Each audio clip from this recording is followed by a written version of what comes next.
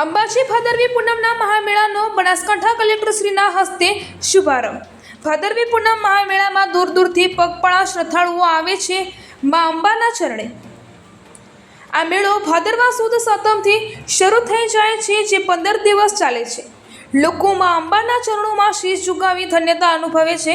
બનાસકાંઠાનું મુખ્ય શક્તિપીઠ ગણાતા અંબાજી ખાતે લોકો દૂર દૂરથી બાધા માનતા પૂરી કરવા પગપાળા ચાલીને આવે છે, જ્યારે માતાજી પણ દરેકની મનોકામના પૂર્ણ કરે છે। આસ્થાના પ્રતીક સમા મા આદ્યશક્તિ અંબાના મહામેળામાં શ્રી અંબાજી સેવા ટ્રસ્ટ સંચાલિત તરફથી યાત્રાળુઓને સેવાઓ પૂરી પાડવામાં આવે છે, જ્યારે બનાસકાંઠા જિલ્લા કલેક્ટર મિહિર પટેલ સાહેબે રથને પ્રસ્થાન કરાવી મેળાનો શુભારંભ કર્યો। આ પ્રસંગે મીડિયાને તેમણે જણાવ્યું તે પોતાના શબ્દોમાં સાંભળીએ।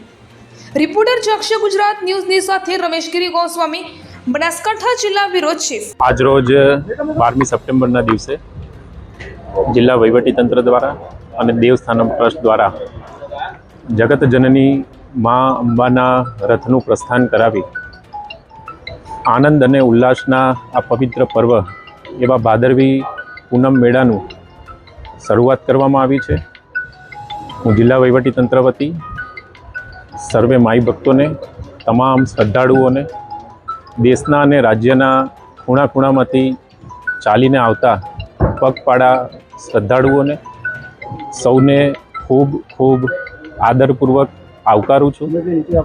મા જગત જનની અંબાના ચરણોમાં સમસ્ત જીવ માત્રના કલ્યાણની પ્રાર્થના સાથે નિર્વિઘ્ન રૂપે કોઈપણ શ્રદ્ધાળુને કોઈપણ જાતની તકલીફ ના પડે અને કોઈપણ જાન કે માલની હાનિ ના થાય એવા આશીર્વાદ માતાજી સાથે માંગેલા છે અને ખૂબ શ્રદ્ધા અને પવિત્ર વાતાવરણ સાથે મા જગતજનની અંબાજીના આંગણે આજે ભાદરવી પૂનમના શુભ મેળાની શરૂઆત થઈ છે। ધન્યવાદ।